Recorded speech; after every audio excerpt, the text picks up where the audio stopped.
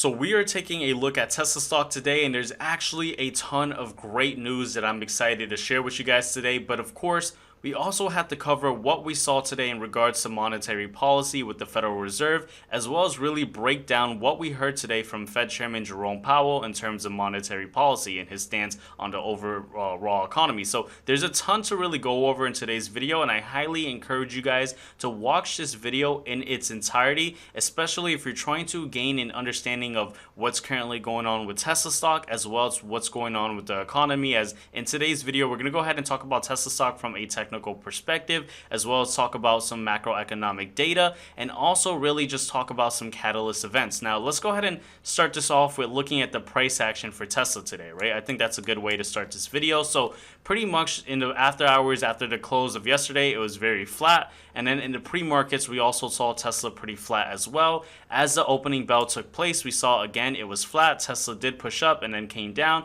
again making it pretty flat. But towards the middle of the day, we actually started seeing a bunch of upward pressure for Tesla, right? It was a little bit of a mini rally, and I want to go ahead and talk about some of the catalyst events that we saw in the news that could have pushed this price action in Tesla today before we go ahead and really talk about what we saw in terms of monetary policy, right? So let's go ahead and talk about it. So one of the catalyst events that we saw today was that Commonwealth Bank of Australia, which is a huge bank out there, if you don't know, said that it has partnered with Tesla to allow the automaker's customers to avail financing for electric vehicle purchases. Also, under the agreement, customers will now be able to apply for personal loans through the bank directly from Tesla's website, adding that the loans carry an interest rate of 5.49%. The lender said that the low interest rates will be available to customers who choose to finance purchases including electric and hybrid vehicles that meet certain criteria and the use of their vehicle as security. So this was pretty much some good news today, as we saw Tesla leverage its relationships with other partners and using it to its advantage to help stir up demand for Tesla. And this was definitely great news today. But along with that, we got a little bit of a tease with the Cybertrucks, right? So we saw in an article today that the founder of Oracle recently stated that he believes that the Cybertrucks, right, are going to be the next gen police vehicle. Now, of course, right now we don't have the Cybertrucks out yet. We still haven't even had the real deliveries take place, but this is a little bit of a tease, and it's not too hard to actually see this take place in the future. See, we're already starting to see a lot of police departments throughout the country adopt Tesla vehicles, and it makes sense, right? Tesla vehicles are American cars, and they're pretty fast. If you're a criminal, you don't want your police officer to be in a Tesla. It's going to be a little bit tougher to evade, right? And so one of the things we know is, of course, we don't have full certainty, but we know that the Cybertruck is going to be very robust by the frame of it, right? And then one of the things we see as we go down in this article, it mentions that, yeah, the adoption of Teslas has been growing each year with police departments across the United States. And it says that they're finding electric vehicles are perfect use for patrol vehicles, and that using electric vehicles drastically reduces operational costs through gas savings, right? And so think about it. Imagine just an amount of purchases that we could have if almost every single police department soon starts to continue adopting Tesla vehicles. That could be a huge jump for the bottom line of Tesla, right? Then of course we see in the article that mentions that a single Model Y could save a police department $80,000 over the course of 10 years due to gas savings. So it makes sense that eventually we're going to see much more adoption of Tesla vehicles. But along with all that news today, we also got news that Neuralink, which is another company by Elon Musk, their brain, which is his brain implant startup, is set to begin human trials. Now, I'm not going to go ahead and dive deep into the intricacies of this article, as it doesn't really pertain to Tesla, but I want to go ahead and talk about this and really relate it to Tesla. So oftentimes, you see that when there's other companies of Elon Musk that are having positive news, we start to see in the short term, it has like a positive reaction towards the price action of Tesla. Now, this could be a bit confusing because, again, it's not directly tied to the fundamentals of Tesla. But one thing you have to understand is that, you know, Tesla has a huge amount of zealotry, and oftentimes when there's any positive news, even if it doesn't relate to Tesla in itself, we see that a lot of traders and investors actually bid up or speculate on Tesla in the short term because of the positive news from other companies and from Elon Musk. Now, this could be because in one view, right, you may see it as, okay, well, it's less likely that Elon Musk is going to have to sell or liquidate some shares of Tesla if the other companies are doing well. And so this is why we see these short-term movements, even when it's something that doesn't really tie to Tesla, because again, we have to understand that any news with SpaceX, Neuralink, or any other company or, just venture of Elon Musk that has no direct correlation with Tesla, yeah, it doesn't improve the fundamentals of Tesla, but it's just something that people perceive as bullish in the short term, and it's just something that they speculate on. But again, we have to remember it doesn't change anything from a fundamental perspective. And again, once we saw that the Federal Reserve made their decision and heard the speech from Jerome Powell, this move was quickly just evaporated. But before we go ahead and actually talk about what we saw today in terms of monetary policy and what we heard from Fed Chairman Jerome Powell, I want to go over some of the things I've shared this morning with the Push and Profit private group, which if you don't know, there's a link. It's going to be the first link in the description of this video where you could join and be a part of the Push and Profit private group, where every single morning I share my daily trade ideas as well as a daily briefing where I talk about what's going on in the overall markets and the economy. And I want to share some trade ideas that we saw today, right, in the morning, right? So pretty much before the market opened at 9:27 a.m., I said, for today, I'll be watching two names, Apple and Meta. For Apple, I'll be looking into shorting the shares or getting 177.5 puts if the price remains greater than $178.80. And then I said for Meta, I'll be looking to go long on the shares or get 315 calls once the price is below $303.70. And then I shared some options flow data and pretty much, of course, there was more to the daily briefing, but I'm just going to show this part right over here, right?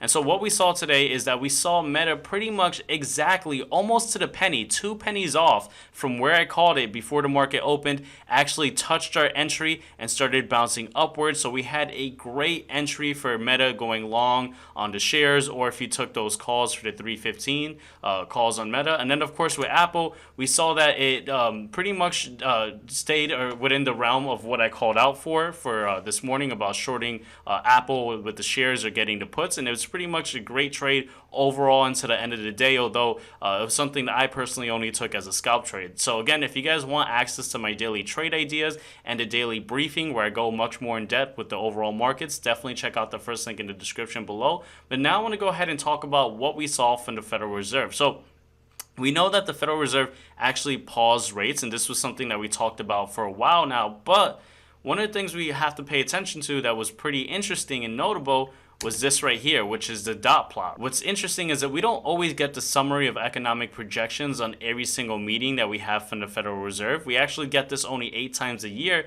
And this is an interesting graph over here because each dot represents a member of the Federal Reserve or the FOMC committee. And what we saw in this update is that 12 out of the 19 participants in the FOMC actually predict or expect to hike one more additional time for the year of 2023. So that's actually pretty interesting. But of course, as we go into further in the year, we start to see less of a unison between the members and actually more dissent, especially as you go into 2025, where you see a disagreement with almost everyone. But it gets tougher the further you go out, of course, when you're looking at lagging data. But it was pretty interesting because that actually leaves November's meeting on the table for a possible hike. Now, something else that was pretty interesting is we heard Jerome Powell speak, and one of the questions, right, I want to share this because I thought it was really interesting.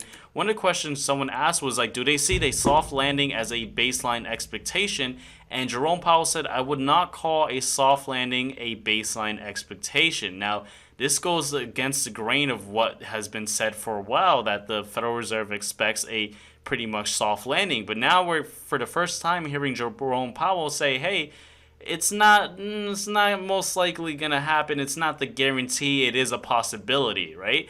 And so that just shows us that we have some troubling times ahead of us, right? And so that's something that I thought was pretty interesting. And it's really in sync with what I've been saying for a while now. When you have rates elevated at these high levels and you have the real interest rate this high for a while, it doesn't take into effect immediately, right? Because it takes a while for this to actually trickle into the economy, but it's going to be devastating, right? And so we're starting to see the Federal Reserve kind of switch up on their tone on how they actually think the landing is going to be. And I thought that was just interesting. But I want us to hop back into the charts. So of course, when we saw that news, we saw Tesla stock pretty much wipe away all of its gains that it had towards the middle of the day. In fact, if we take a look at SPY, it was even more dramatic, where SPY was pretty much flat. And when I say SPY, I'm referring to the S&P 500 index ETF SPY. And it was pretty much flat until we had that rate decision. And once we got that rate decision, it fell down. There was a little bit of a push up. And then once Jerome Powell continued speaking and kind of having that little hawkish rhetoric tone in his speech, we ended up seeing this S&P 500 fall downwards. And so, this is, pretty interesting, because that was what I said was most likely going to happen. We're going to get a pause, but the real thing that we want to pay attention to is, are we going to have a continuation of a hawkish rhetoric? And that's exactly what we got. Now, if we take a look at Tesla, I want to point out some things from a daily time frame, right? So one of the things I often talk about on this channel is looking at the volume profile, which is volume relative to price, and it's completely different from your traditional volume relative to time, right? Because volume relative to price just shows that there's a lot of exchange. When there's a high amount of volume relative to price, that there's a high amount of exchange between buying and selling, and so that causes areas of supports and resistances and consolidation. And so that's why when we were around this area right over here, right, let's kind of zoom out real quick, we saw that Tesla, rallied up, went down, went up, went down, went up, went down. Why? Well, this was an area where there was a lot of volume relative to price. Then, of course, we had that good catalyst news of one analyst on Wall Street kind of saying, hey, we need to stop looking at Tesla as an automotive company and more as a tech company. And then Tesla finally pushed upwards, and it was approaching this trend line right over here. We'll talk about that in a second. But it started declining from that trend line. Now, this was a major trend line that I've been talking about. I mean, it's been months that I've talked about this trend line, right? I say, hey, this is a huge area. Every time we get close to it, you want to pay attention to this trend line. Why? Again, I don't put too much weight on technical analysis, but it is one data point that we want to pay attention to. And this trend line specifically has been a very strong one. It's been a trend line where we see Tesla stock consistently get rejected. We see it get rejected over here. If we zoom out, we see Tesla stock rejecting it over here, and over here. So a prominent downtrend that we've yet to have broken or break, right? And so one of the things I've constantly said is, hey, these are the two times when I like to add into my long-term portfolio with Tesla. Now, you guys don't necessarily have to copy it, but this is just my approach. I like buying into Tesla in the long term for my long-term portfolio when there's a lot of selling. I don't just buy any single dip, right? Because the dip can always get dippier. You could catch a falling knife, as what they say in the stock market. So I wait for a lot of selling to take place, and then I wait for that bounce, that confirmation of an uptrend, right? I have several videos on YouTube and also in the Push to Profit private group program where I talk about how to identify a confirmation. And that's when I like to add in, when there's confirmation that an uptrend is there. So that's when I recently bought into Tesla. That was the last time I bought more shares into Tesla. For my ETFs that I invest in long term, I just dollar cost average equally each month. But when it comes to individual stocks like Tesla, Nvidia, or any other company like that, I like to buy at these pivotal moments, right? That's one area I like to buy. The next area I like to buy is when we show a completely new trend, right? So if Tesla would have broken this trend line, well, I would have added into my long-term portfolio. Why? Because it's showing a sign that we're breaking into a new trend.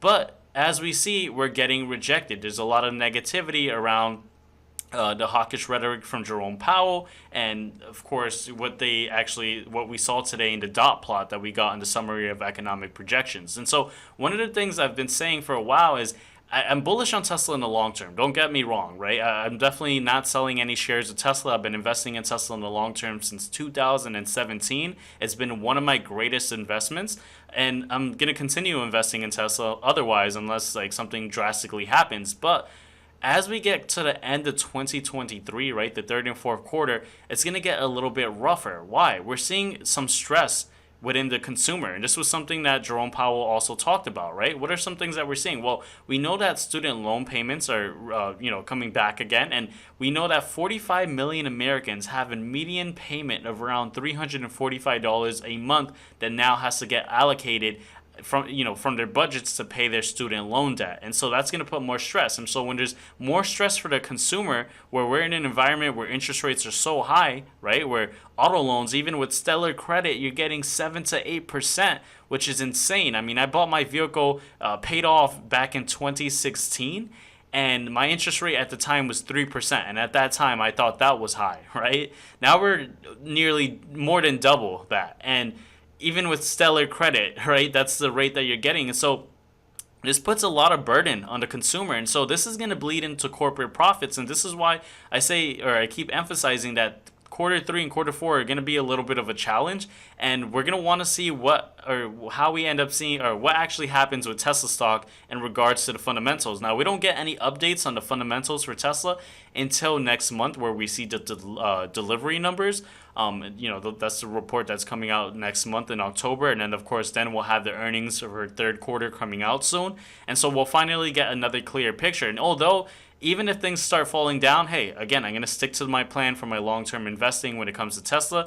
Wait for that selling pressure to finish, get at that confirmation of an uptrend. Very simple. However, in the short term, as Tesla starts falling down, I'm going to go ahead and take advantage by hedging my long-term portfolio and shorting Tesla in the short-term trading account, right? Again, I have two separate accounts. One where I'm long on Tesla, just on the long-term portfolio, and then I have a short-term trading account where I trade the fluctuations in price. And this is how I hedge Tesla. As Tesla gets downwards, I either do three things. I either short the shares in my short-term trading account, I either buy the puts, or I sell the calls. I mean, there's multiple ways. I mean, there's not just one specific way to manage and really move in this environment. I know in a video I recently did, someone commented on how every time Tesla gets close to this trend line, all they simply do is sell calls and collect premium. That's one way to do it. You could short when you get here. Of course, you can't just assume it just because we get close. You have to see if we get rejected at this area, right? Because again,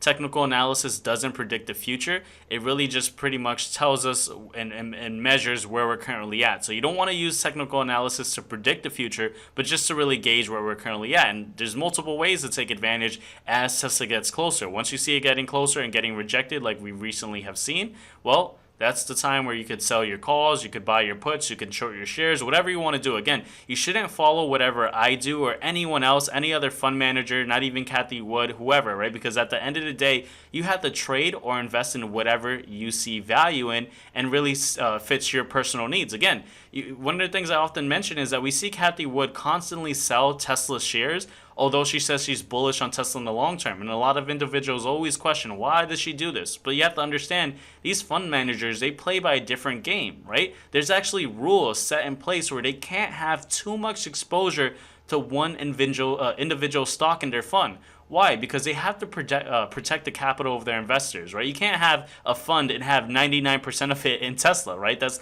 just terrible for your investors who have the capital, because let's say Tesla goes wrong, well, guess what? You could hurt a lot of investors who are investing in your funds. And so they play at different rules. And so even though Cathie Wood's bullish on Tesla in the long term, she recently just said it's going to be the greatest opportunity of a lifetime, something along those lines recently.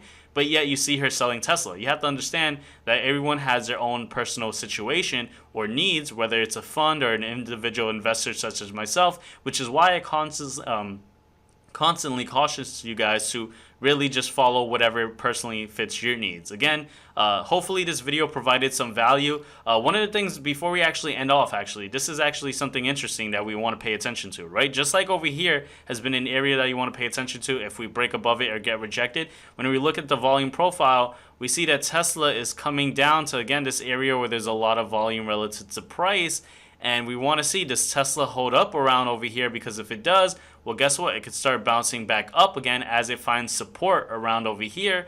But if it breaks below it, well, that's going to be a bit scary, because guess what? If we break below it, then we start entering into this volume pocket right over here where there's very little volume relative to price. And if there's lots of selling pressure and there's less of an exchange between buying and selling, what we know is that, guess what? When there's selling pressure, it falls down rapidly. And that's exactly what we saw around over here. And then the buyers came in, and that put some buying pressure, and that's what caused the stock to push upwards. So we're again approaching another pivotal moment. I know it sounds like I say this very often, but we're cutting it close, right? We're getting close to either breaking above or falling below this area right over here. But eventually, right? Eventually the major move is going to happen, and so that's why you have to stay patient. But I'm going to end this video right over here. No need to make it any much more longer. With that said, if you want to get a better understanding of volume profile, make sure to check out this video right over here where I break it down as best as I can. I'll see you guys on that next video. Take care, guys.